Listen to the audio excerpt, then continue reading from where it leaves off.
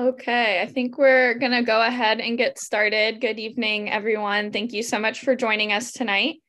My name is Katie O'Donnell. I'm an event staffer at Politics and Prose Bookstore, and I'd like to welcome you all to PMP Live. So thank you for joining us in this virtual format in the midst of these continuously extraordinary times, throughout all of which we strive to continue to bring the authors you love and their new books to the politics and prose community. So at any point during the event, you can click on the link in the chat to purchase Roman Roulette, a Daria Vinci investigation on the Politics and Prose website.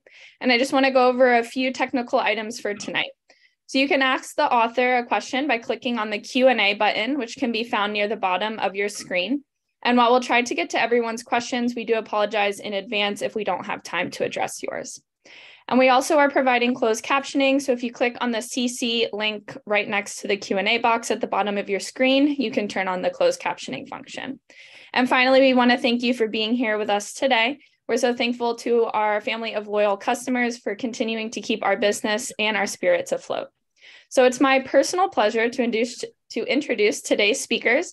We're honored to be hosting David Downie for the release of Roman Roulette, a Daria Vinci investigation. David is the author of 4 previous mysteries and over a dozen renowned travel books. A keen observer of international politics, particularly the corrupt kind, Italian-American Downie brings razor-sharp insights into the dark side of government and policing in his 2 native countries.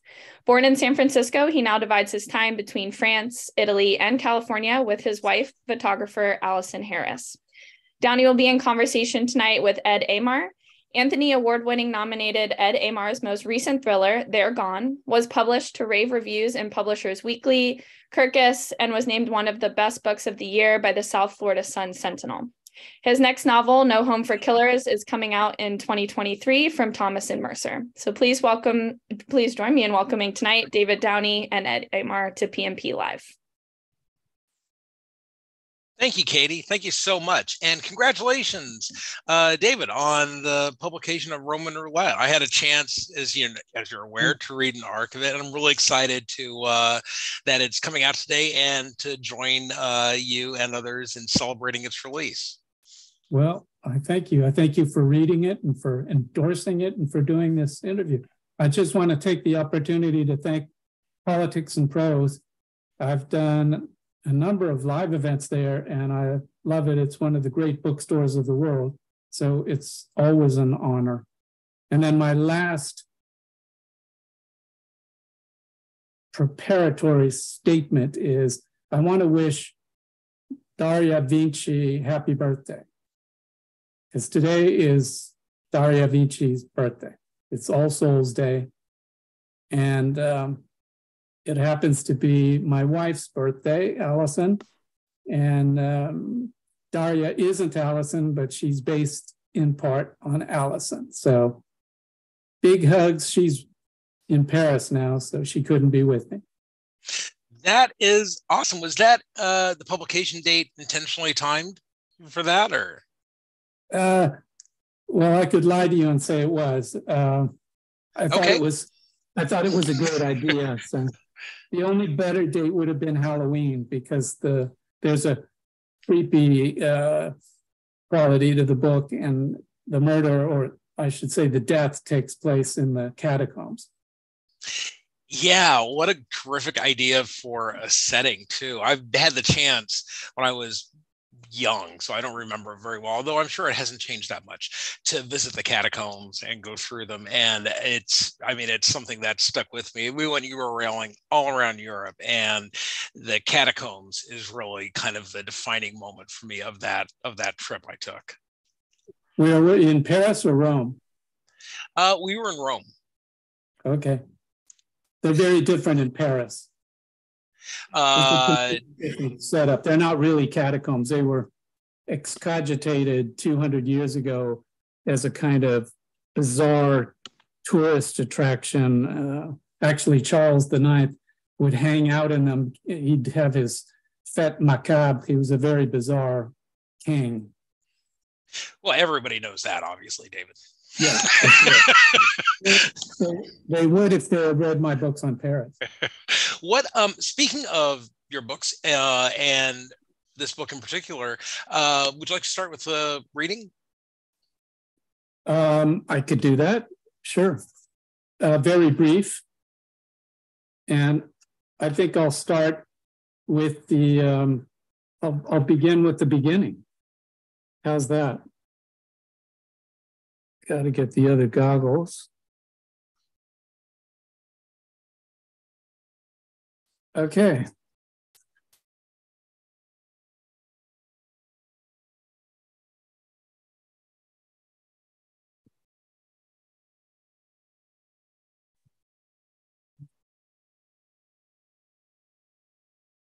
An air raid siren wailed, cymbals clashed. The gangling, raw-boned contralto center stage flung out her arms, shouting an operatic recitativo. First, the words pealed out in German, then English, Russian, and French. Enunciating alternate notes in a shrill falsetto, she followed each shriek with a vibrating baritone bark. One down, one up. One down, one up. Commissioner Daria Vinci's facial muscles had a will of their own. They followed the singer's contrapuntal lament and pumping, flailing arms. The commissioner's remarkably handsome face was transformed from a study in mature Mediterranean majesty into a twitching mask of martyred human agony.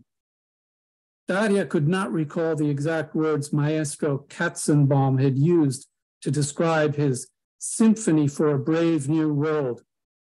A teeter-totter of contrapuntal sounds and cacophony of emphatic polyglot words meant to evoke postmodern superabundance in the superheated run-up to climate Armageddon. During the intermezzo, she had chatted with the maestro, her brother Mario Vinci, and her aged godfather, Ambassador Willem Bremek. That seemed a lifetime ago. She longed for the concert to be over. Kicking herself for accepting her brother's invitation, she knew she had agreed to appease him and honor the memory of their long-dead father. Dr. Mario Vinci, MD, PhD, etc., was a trustee of the Institute of America in Rome and the host of the annual Midsummer Fundraising Gala. Their father, Roberto, had also been a trustee decades ago. Her thoughts were interrupted by a ball-peen hammer ringing a gong and a pneumatic hand drill whizzing a wire brush against a towering silver samovar. Groaning out loud, Daria glanced furtively around and rose to her feet. Calculating how long it would take to scoot sideways, then disappear among the fragrant box hedges, the leafy acanthus and topiary laurels bordering the villa's outdoor theater, she guesstimated 5 embarrassing seconds, a small price to pay. She would incur her brother's wrath. So be it. Ducking and moving along, the cymbals clashed again a few feet from her head. Glancing at her older brother, Daria wondered if Mario had gone deaf. He appeared imperturbable. The semi-retired Manhattan cardiologist, a part-time Rome resident, was 18 years her senior, making him nearly 70. He sat as bolt upright as the electrified upright piano, not 5 yards in front of them on the stage. His large black eyes glowed in the Roman sunset. They remained fixed on the musicians. So did the set of his thick, sensual, but unsmiling lips. With a jolt and a violent squeal, the piano shook the front rows of the concert hall just as Daria was slipping by. A trombone and tuba blared as a kettle drum rumbled. It was then that Daria heard the muffled but unmistakable report of a firearm. She froze, dropping into an empty front row seat as if she herself had been shot. A large bore handgun, she guessed. Listening for the sound of a second gunshot, watching the faces of those seated nearby, she realized no one else had heard anything over the music. Could she be mistaken? Was the shot a car backfiring? I think we can stop there. Thank you for that.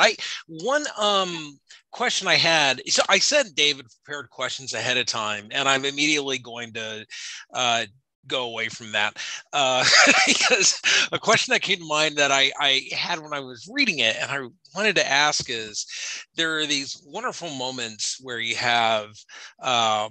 The book is in some way, some of the descriptions are so lush and lively, and there's this dichotomy with Italy and America, the politics, the similarities, the differences, and then there's also these terrific dashes of humor throughout. And I want to know, like, is that just sort of the natural style that you write in, or did you are there things where you go back to the book and you're like, oh, you know what, this really could use some more, some more life here, flavor here, humor here?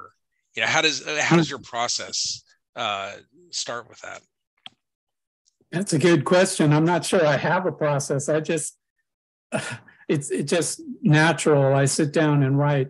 But I grew up listening to a lot of Bach. I love music, and I've always been interested in contrapuntal music and a writing style that comes in and out and goes from comic to serious. It's like making certain recipes with bubbly water instead of flat water. It just seems to help. It's a kind of natural leaven, and I don't think I can help it. It just comes natural to me.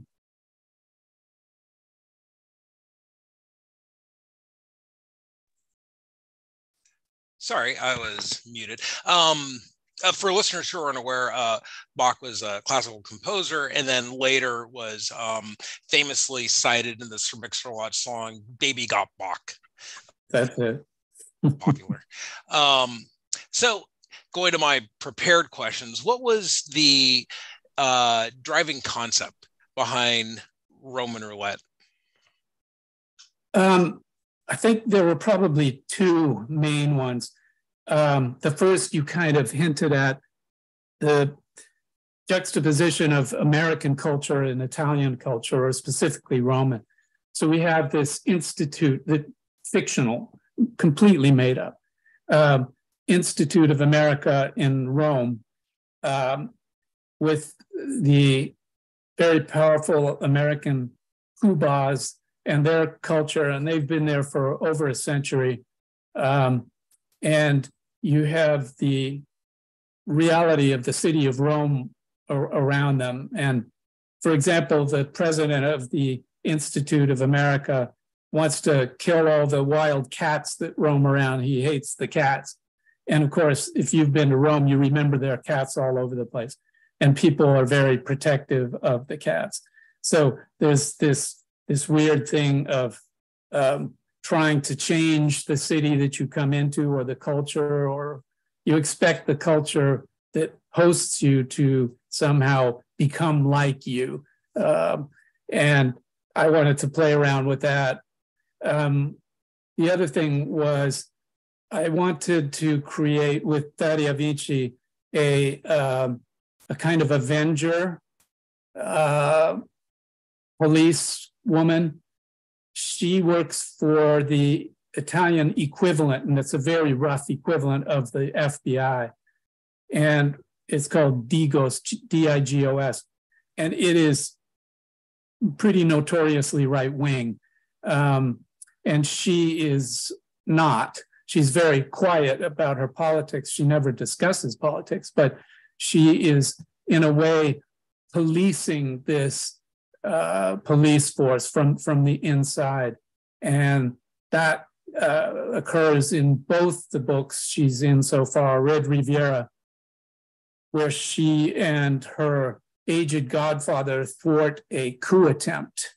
And in this one, she is, I don't want to give anything away, but she's cottoned on to what's going on beneath the surface. And that was the other thing. I wanted to have the surface, this very glamorous place in Rome, and then in underneath it are these catacombs where very bizarre, unpleasant things happen and where the body is found. I won't say whether he was murdered or committed suicide or it was a mistake. The subtitle kind of gives it away, but. So in regards to the catacombs, and this really ties, I guess, into research as well. How did you research the catacombs? And then do you write mainly from memory, or do you go to a location to really and write there or approximately close to it? No, I write more from memory. In fact, it often takes me years or decades to bring out a book I've been thinking about for a long time, or to digest the material. So, for example, my mother was from Rome. Her name was Romana. The book is dedicated to her and my wife. And I was born in San Francisco, but she took us to Rome. She wanted to get out of San Francisco in the mid-60s. And so we moved to Rome, where she told us all, you're no longer American, you're Italian now, so forget it. And we had to go to Italian schools and learn Italian and everything else. And we played in the Roman Forum, and we played in the catacombs. Not often, because they were far flung, but I was exposed to these things as a child.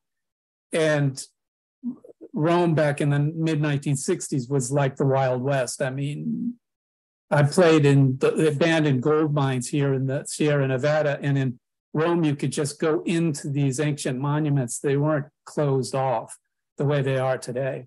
There was no protection. It was crazy, but we were very fortunate because we got to climb in and out of weird places and see very strange things. So that was all embedded in me. And then when I was working on a couple of nonfiction books about Rome, my wife and I went back to the catacombs and spent some time in there. I have to tell you, I'm not great about being in an underground situation with burial niches, and the dust is just incredible. So it's not like I went down there and hung out and took notes or took my laptop down there and started writing the book. But I thought, yeah, this would be a really good place to find a dead body. And with all the weird rituals that have gone on in those catacombs going way back, I mean, 1800 years, it seemed like a good place to set a mystery. I won't say murder.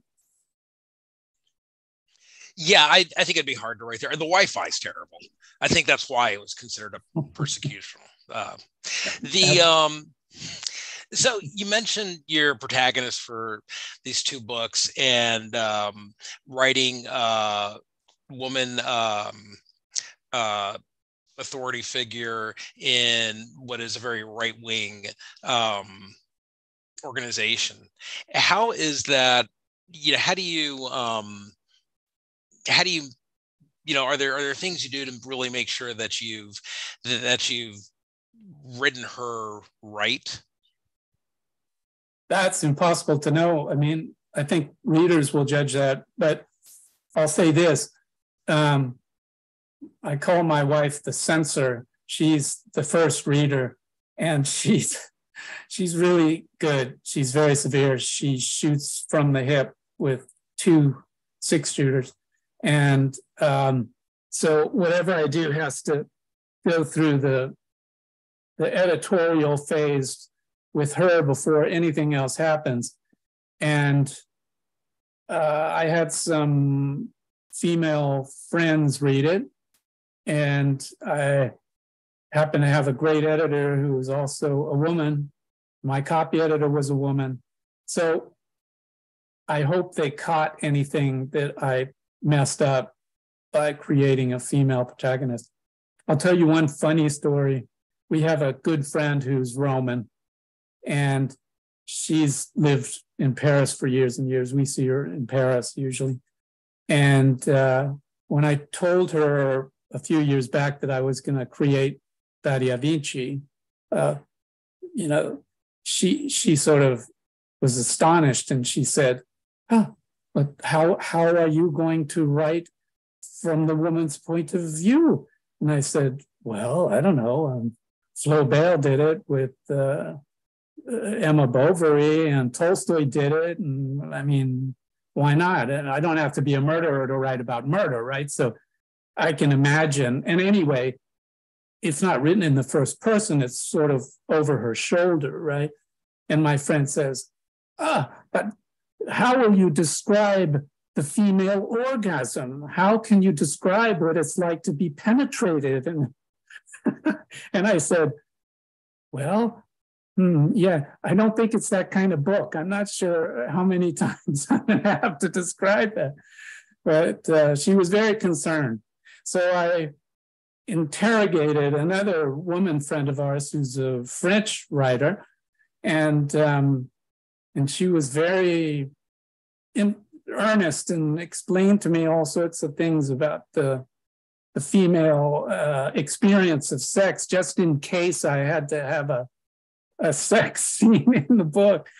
And I actually incorporated a bunch of her almost verbatim words in Red Riviera. There's no graphic sex. It's okay. Even a teenager, a young adult could read this book. Yeah, I tend to find that the problem that people have when, and not just men writing women, but people writing outside of, far from their identity and trying to capture something, it's generally, you can see when they go off the rails when they start, when they're trying to sort of have artistic hubris. They're kind of like, well, let me tell you what cramps are like. And you're like, no, I don't think, I'm not, I'm not sure that's the direction you should go. So I really enjoyed Daria and how you portrayed her as, there wasn't that sense of, it's certainly an artistic book, but not a book that has this, sense of trying to prove something sort of bluntly. Yeah, no, it's an entertainment. It's got some serious themes, and I hope it has, above average writing, but it's not a preachy book. It should be a fun read above all, and you might learn a few things about Rome and Italy as you read it, but that's kind of inevitable. So when you have, a character like Daria, and you have her in what I assume is going to be more books, do you, when you're thinking of the next book, or even in the current book, the next obstacle that she's going to face on the way to the resolution, how do you, what comes first? Is it, something that you really want to write about, or something that you want to write about that she would be, that a situation that would be perfect for her? I think both. With Red Riviera, which was the first book, that started, this is my reading copy from when it launched. That started with a specific experience that I had. And then again, it took a bunch of years for that to come out. But in that case, it was hiking up in the outback in Liguria, the Italian Riviera, and slipping on an anchovy. So we were miles away from the sea, which was down below, and we're on a hiking trail, and I slipped on an anchovy. And so Alison and I looked at each other. I said, "What is going on here?"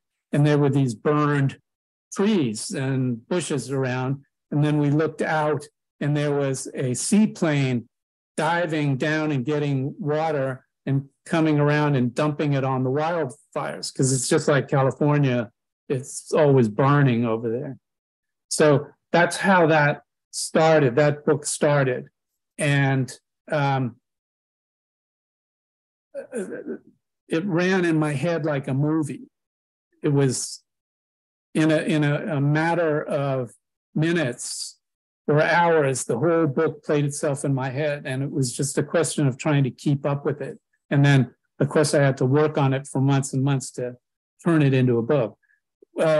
With Roman Roulette, it also started in a way with experience, being in this place in Rome, being a visiting writer, researcher in this place in Rome, and having various experiences that led me to think, wow, this would be a great place to set a murder mystery.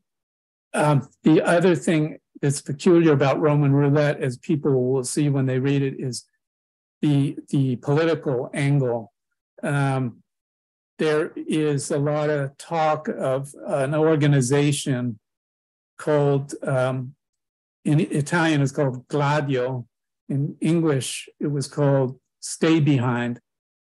And for people who aren't familiar with Cold War history, Stay Behind was something created by NATO when NATO was very young, to make sure that there were groups of armed patriots in the various countries who would be there to fight off a communist invasion. So this was really serious stuff. It was a huge program. Each country had a different name for it. In France, it was called Glaive and so forth. And so in order to have weaponry ready for these people, they created arms caches. Now, one of the things that happened in the 1960s, because the program started in the 50s, in the 1960s in Italy, the right-wing terrorists, of which there were many, got a hold of some of these arms caches. And at a certain point, a group of subversives who were right-wing subversives and wanted to bring back some kind of form of fascist government in Italy decided that they were going to create this secret Masonic lodge, or a lodge called the P2, and they were going to have access to some of these munitions and armaments. And some people will remember the horrific terrorist attacks in Bologna, for example, in the train station that killed and wounded dozens and dozens of people. Italy had all kinds of problems with terrorism long before America had 9/11. And this group, P2, and what the Italians wound up calling the deviated or corrupt secret services, were planning these terrorist attacks, and then they were false flag operations. They were made to look like it was the communists, the Reds, who were doing it. So there's an element of that in this book. Now, in antiquity, before probably most of the people listening were born, I worked briefly as an interpreter guide for the US State Department, and I took Italians around the United States. And once I took this group of labor union leaders around. It was a long trip, I think 3 weeks. We flew all over the place and visited steel plants and beer brewery, all this stuff. And I bonded with one of them. We became really good friends. Later on, much later on, he seemed to get more and more right-wing and bizarre, turned into a kind of MAGA type in Italy. And I said one day, maybe 5 or 6 years ago, I was with him, oh, you know, that 3P was in the P2, this secret lodge, and And my friend turned to me and he said, he wasn't a creep, he was a friend of mine, and I am in P2. So I was just completely blown away. This was one of my best friends in Italy. And for years and years, he had been a member of this very powerful secret lodge. And I haven't seen him since then, and I haven't talked to him since then. But it stayed in my mind that this problem of right-wing terror in Italy is still there today. And so I just worked that into this book and turned it into a kind of political thriller. One of the things that I had some other questions, but what you said ties in so perfectly to something that I really want to discuss. But I also want to be conscious of our time for questions, because we have some great ones in the Q&A. And I know that the lovely folks at Politics and Prose have mentioned a few times that the best two questions will get free copies of David's first book. So keep the questions coming, please. I think we have till 6:40 or so maybe 10 to 12 minutes before the Q&A. But I did want to ask, a lot of what you're saying about Italy and the sort of right-wing terrorism attacks, it seems almost like precursor to what's going to happen in America. I think there's a lot of concern about that. Is there something that America can learn from Italy's history? Basically, are we going to be okay? I'm very concerned. I'm staying here with a friend who's extremely optimistic, and every time I come up with a catastrophe scenario, he kind of downplays it, and all I can say is I hope he's right. I think that Italy has been in many ways a negative example, and unfortunately, I think that the extreme right-wing element here that is trying to subvert democratic institutions in this country and doing it pretty darn well, they may well have looked at Italy and Hungary and obviously Russia as the playbook for what they can do. So if you look back to what Mussolini did and how he took over and created the fascist state 100 years ago, in fact, it's eerie because it's almost exactly, the March on Rome was in October of 1922. So here we are. I think what we need to do is study very carefully the undoing of democratic institutions in Italy and in Hungary. It's ongoing. And see what Putin did in Russia starting in the 1990s. The minute he got in there, he started undermining democratic institutions. It was a nascent democracy. But if you look what he did, he appointed his cronies all over. He destroyed the judiciary by sticking these corrupt judges in everywhere. Does it sound familiar? He made it impossible for people to vote. There was voter intimidation. They had squads of thugs going out, beating people up, arresting people, just like Mussolini did. That's exactly what Mussolini did. Terror attacks, assassination attempts on people. Here we have a guy in San Francisco. Luckily, he was stupid enough and ignorant enough not to know that Nancy Pelosi was in Washington, D.C. So he goes in and he practically kills her husband. And, inexcusable. And my heart goes out to them. And I think we have to come down on these people like a sledgehammer. And what does the GOP do? They just play along with it and they try to spin it into some kind of left-wing conspiracy. It's actually shocking. I'm not easily shocked, and I don't want to get on a high horse and be too serious, but this is really serious stuff. So look at what happened in Italy with the end of democracy there. what's going on in Hungary right now and what happened in Russia in the last 20 years or more with Putin, it's very, very similar to what we're seeing here now. And I mean, I'm terrified. One of the worst things that I think could have happened recently is Musk taking over Twitter, because the minute he takes over it, he says he's not going to turn it into a hellscape or something like that. And then he goes and posts a link to a conspiracy theorist. I mean, immediately.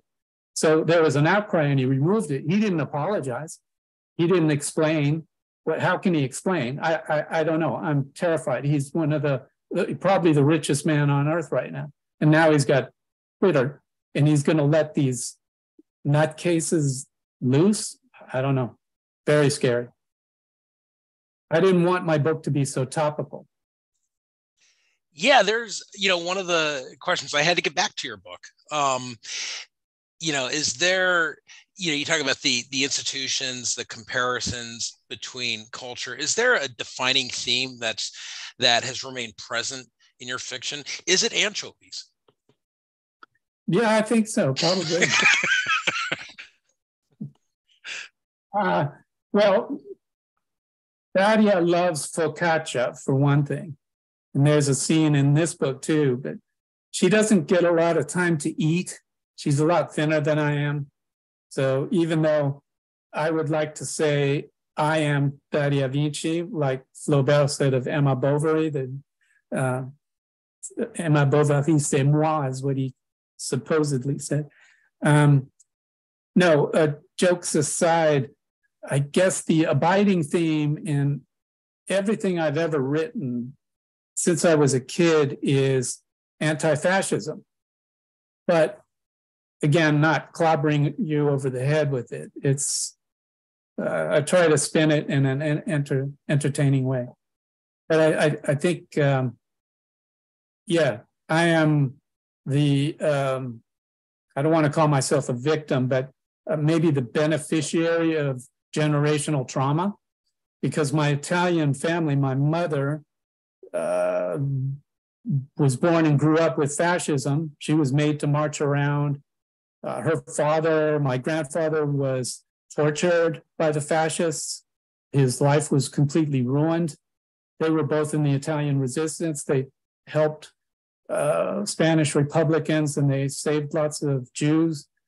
And I grew up with this abiding fear of the return of fascism.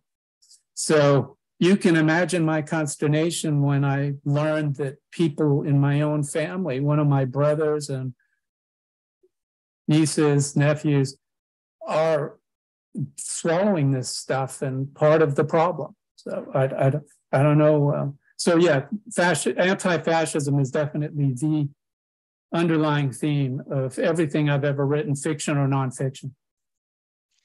I want to get to the questions. So I'm going to cut my own questions a little short. Because there's some really good ones in the Q&A. But I do want to end on a note. I love asking this to writers, and I think it's always such a nice thing for readers to hear, and especially aspiring novelists or nonfiction writers as well. What's been the highlight of your writing career? Well, this is the highlight. Of course, yeah. I'm sorry, I meant second. I mean, I wanted to talk about your book too, because there is.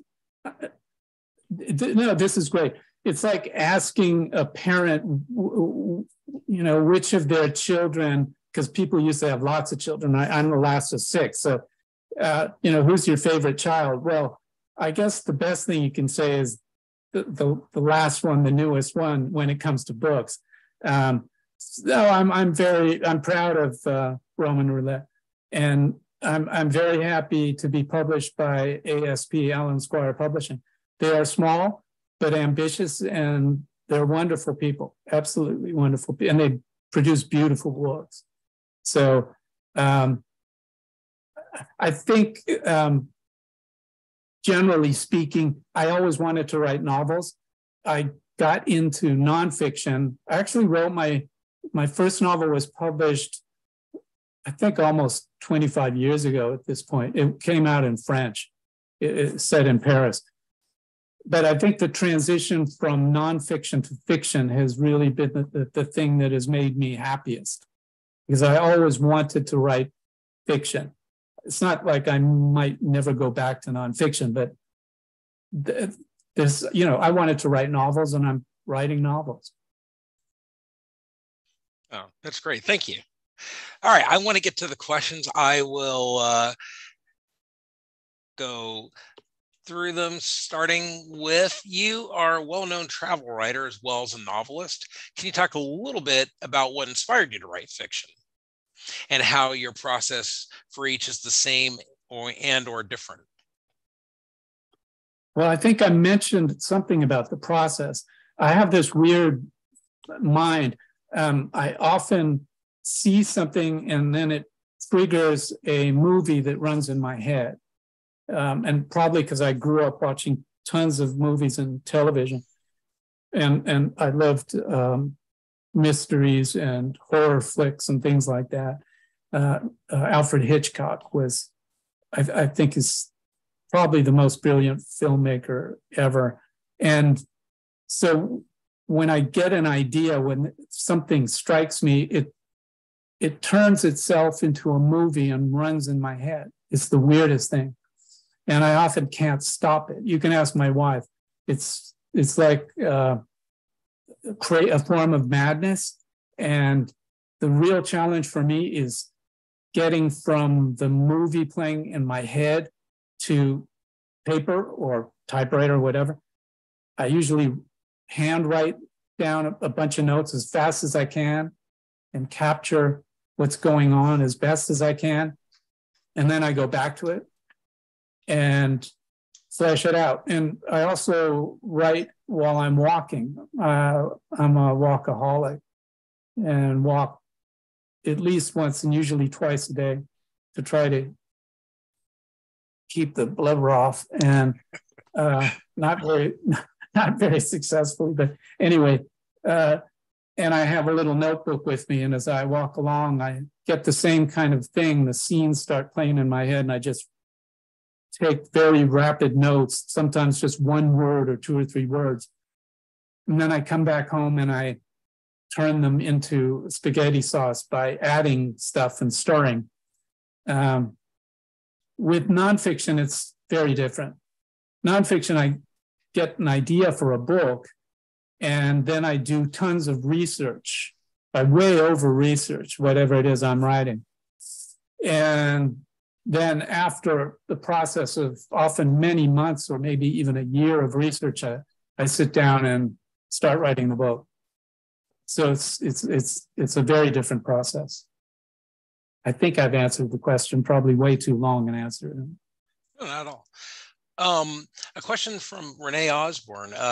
Do you know, and I was actually thinking about this too, you mentioned some of the readers you have for your books, but do you know anyone in law enforcement in Italy that gave you inside tidbits or that you based characters on? Yes, I do. And I will, in Red Riviera, for example, I will tell you what I put in the acknowledgments and thanks. Now, wait a minute. Anyway, the answer is yes. Well, I can't find it, but I know a couple of carabinieri. One is very recently retired. The other one retired a while ago. And when I was creating Daria Vinci, I talked to one of them a bunch of times. He's a friend and I see him all the time.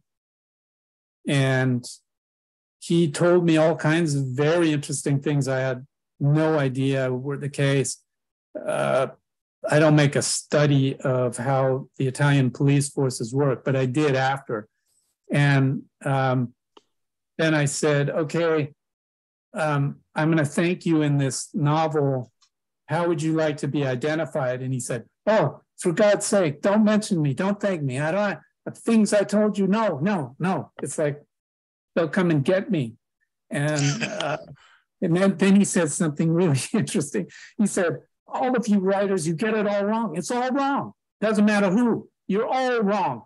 You don't know. And if you did it right, your readers would be disappointed because then you would be doing it right. And all the other writers do it wrong. So, you know, I shouldn't even help you. I shouldn't tell you these things.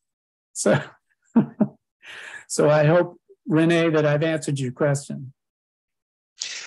A question, if your novels were to be adapted into movies or TV, would you prefer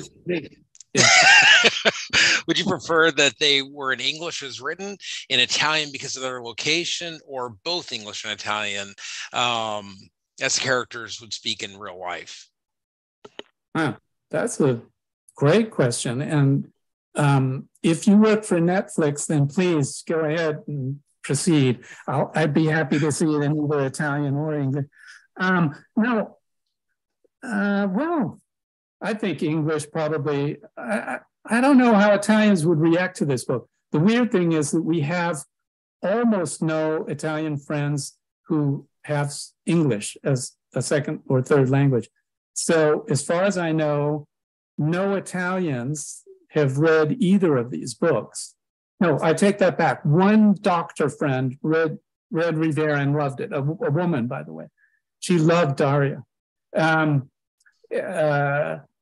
So I don't know. I mean, I'm fundamentally American. I was brought up pretty much bilingual and bicultural. So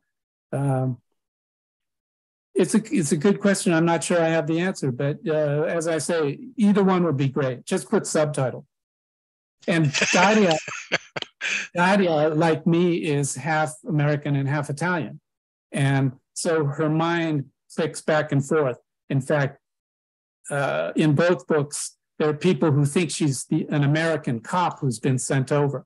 And she's not. She's Italian. She's a dual national.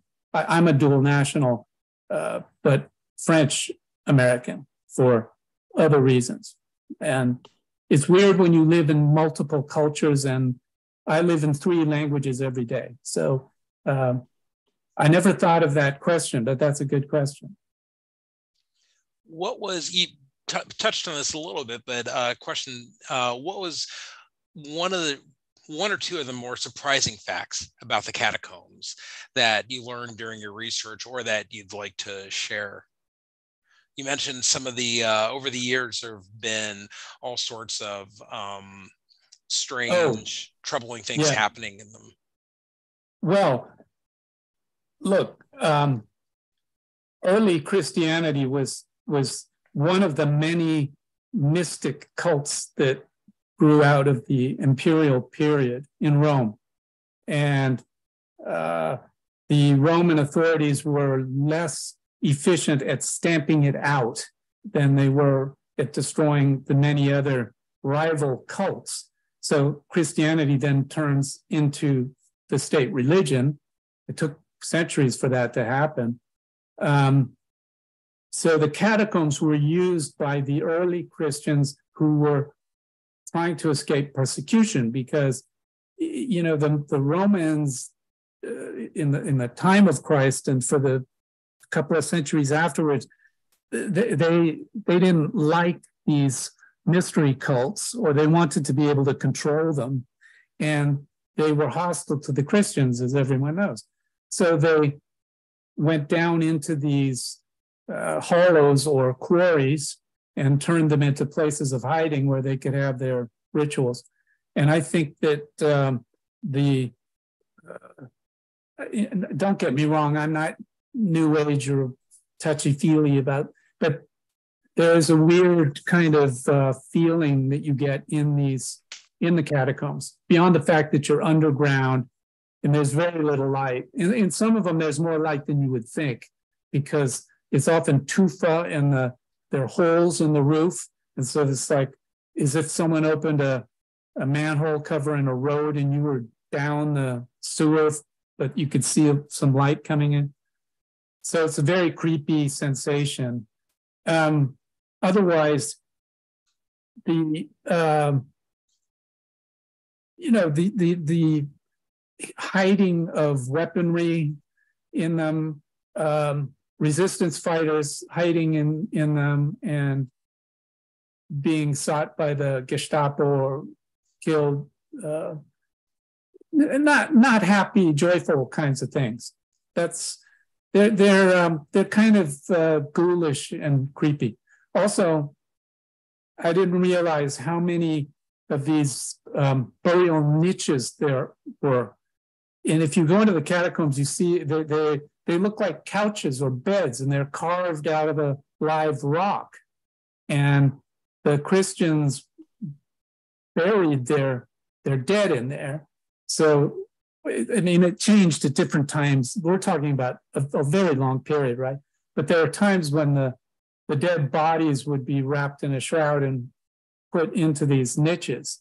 And then they would continue to do their rituals in the catacombs. You can imagine the smell. That was something that I found very peculiar. One of the questions from Peggy Lundquist, I've recently discovered a passion for French television series of the crime persuasion. Do you follow a certain crime series or detective genre in books? Are there any inspirations that you'd recommend? Ooh, I'm not real good on contemporary literature. I read a lot of very old things. I'm a great fan of 19th century and early 20th century literature. I think the last series of books, if you can call it that, I love the spy novels of John le Carré, for example. I like beautiful writing. I think the quality of the writing is very important to me. I think that Agatha Christie was hugely underrated as a writer. She's actually a really skilled writer. You can get good English language translations of Simenon, Georges Simenon, who created Maigret. Everyone knows. And he wrote, if you can believe this, in his relatively short life, he wrote, I believe, 238 novels. And the thing about Maigret and that series with, the Simenon series with Maigret is that they are really well written. I mean, if you can read them in French, read them in French. They are formulaic in that I did a story about them and I wrote a chapter in a book about them. So I read dozens and dozens. And the murder or the crime always happens on page 12, 10 or 12 or 14. So I cottoned on to that, but they're really well written. So if you want to go back and read something, it's not super recent. I mean, I think he died in the 70s. Simenon, you can't go wrong. Also, if you really want to know my very favorite book, it's supposedly the first mystery written in the English language. It's called The Woman in White by Wilkie Collins, who was a great friend of Charles Dickens. And Wilkie Collins is really famous for The Moonstone, which is published to this day. It's still a big seller. It's a great book, but his other novel, slightly older, a few years older, is called The Woman in White. And it is the first, it's not a murder mystery, but it's a mystery, and the protagonist becomes a detective, and it's told in the style of a detective adventure. And it's fantastic. Yeah, thank you. I think we have time for one more question. And speaking of terrific writing and writers, it's from Ellen Crosby, who says, hi, David, did the pandemic have any impact on you as you were writing this book? Isolation or the state of the world? Well, it probably added to my madness. I think most writers are slightly cracked, these writers of fiction, because you hear voices in your head and you have dialogues and you imagine all these things, and there's some hidden agenda, secret agenda in what you're doing. The pandemic forced me to stay in the house or the garden. We were in Italy when it hit, so we couldn't leave. And I was extremely productive. I wrote 3 novels in a period of 2 years. So my tendency is to go out and walk all day. If I could just walk all day, that's what I'd like to be paid for. But since no one pays me to walk, I have to write. So the pandemic helped in that sense. And I just want to say that I really like Ellen Crosby's books. They're great. And thank you for joining this. She's a wonderful writer. There's a good one for you to write. And Ed Aymar's books. Thank you. Well, to close out, I do want to announce the winners of the 2 books, and they can email Politics and Prose to get their copies. It's events@politics-prose. Renee Osborne and Raul Garza. So please reach out to Politics and Prose. Thank you so much, David, for giving me the chance to read an early copy of Roman Roulette and for this interview. I thought it was wonderful. I loved talking with you. And thank you so much to Katie and Politics and Prose for hosting this event, and to everyone for tuning in. Thank you. Thank you very much. It's been a pleasure and an honor, and we will do it again, I hope.